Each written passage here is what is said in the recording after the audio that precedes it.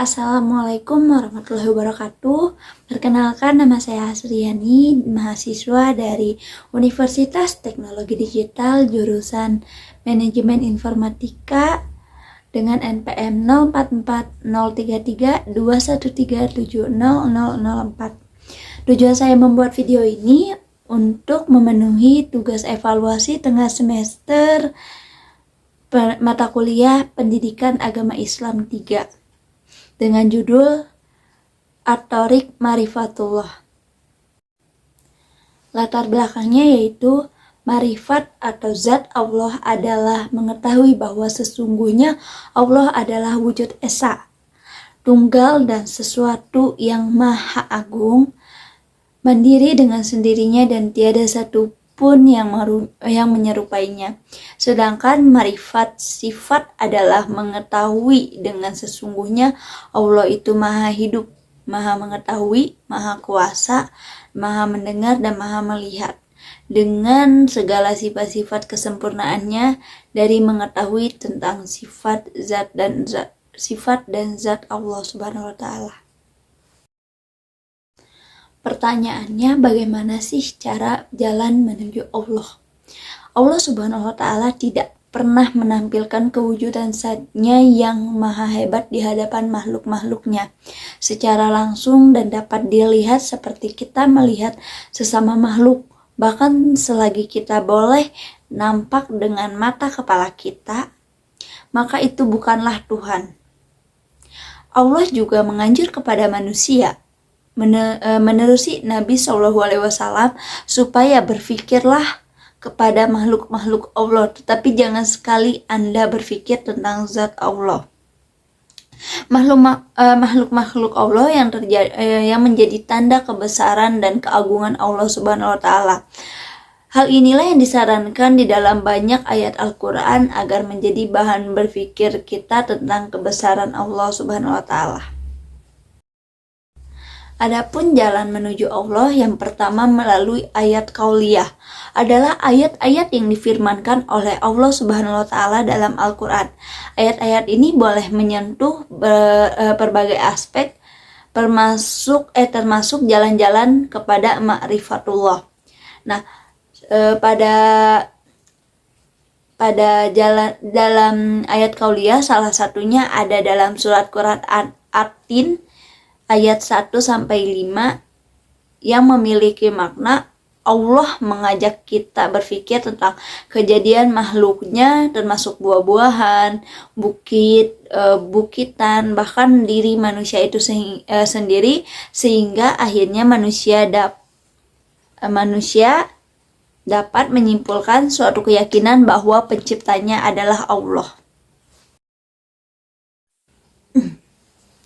Yang kedua ada ayat kauniyah, adalah ayat atau tanda yang wujud di sekeliling kita yang diciptakan oleh Allah Subhanahu wa taala.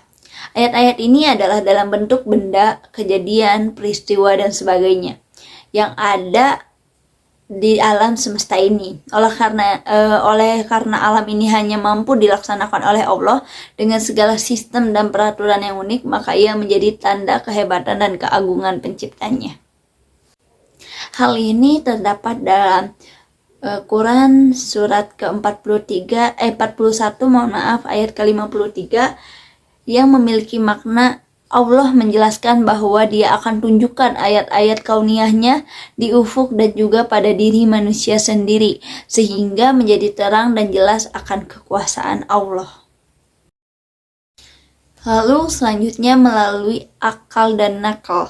Nah, Islam menghargai nilai akal yang dimiliki manusia karena dengan sarana akal ini manusia mampu berpikir dan memilih antara yang benar atau yang salah. Walau bagaimanapun dengan akal semata-mata tanpa panduan dari pencipta, akal mencapai pemikiran cukup terbatas, apalagi jika dicampurkan dengan hawa dan nafsu.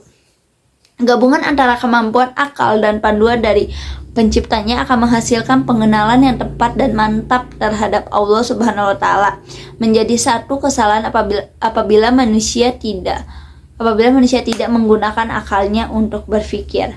Hal ini terdapat dalam Surat ke-10 ayat 100 dan ayat 101 yang memiliki makna tiadalah seseorang itu beriman melainkan dengan izin Allah Subhanahu wa taala. Dia menjadikan siksaan atas orang-orang yang tidak berfikir. Katakanlah, perhatikanlah apa-apa yang ada di langit, di bumi, dan tidak bermanfaat, keterangan dan peringatan bagi kaum yang tidak beriman. Lalu ada metode membenarkan. Nah, hasil dari berpikir dan meneliti secara terus-menerus pedoman-pedoman yang sewajarnya akan mencetuskan rasa kebenaran, kehebatan dan keagungan Allah Subhanahu wa taala. Boleh jadi ia berbetulan dengan firman Allah Subhanahu wa taala surat ke-53 ayat 11, di mana artinya tiadalah hatinya mendustakan atau mengingkari apa-apa yang dilihatnya. Hati mula membenarkan dan akur kepada kebijaksanaan Tuhan. Nah, hal tersebut ada dalam firman Allah surat ketiga ayat 191 yang memiliki makna orang-orang yang mengingati Allah setiap seketika akan terungkap pada lisannya ucapan Maha Suci Engkau ya Allah. Lalu metode selanjutnya adalah metode pengenalan kepada metode menghasilkan iman. Metode pengenalan kepada Allah Subhanahu wa taala dibawa oleh Islam ini cukup efektif secara berurutan sehingga akhirnya menghasilkan keimanan sejati kepada Allah Azza wa Jalla. Lalu ada dugaan di luar Islam.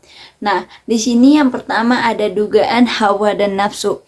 Dua unsur utama dalam metode ini mengenal Tuhan yang tidak berlandaskan disiplin yang sebenarnya adalah sangkaan-sangkaan dan juga hawa nafsu. Campur tangan dua unsur ini sangat tidak mungkin untuk mencapai natijah yang tepat dan sahih.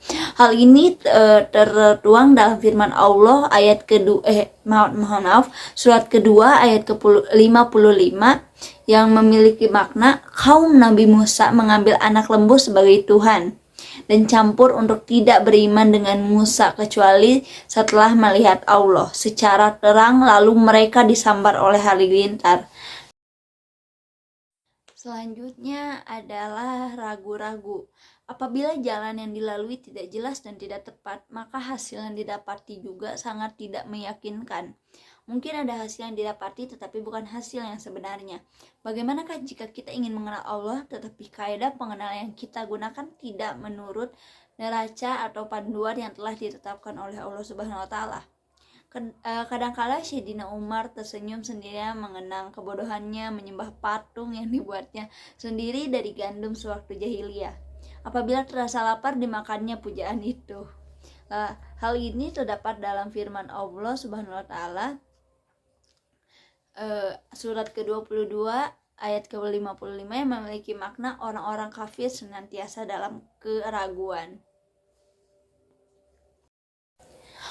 Sekian dari saya, mohon maaf bila ada penyampaian yang kurang karena saya juga masih belajar. Wabillahi taufiq wal hidayah. Wassalamualaikum warahmatullahi wabarakatuh.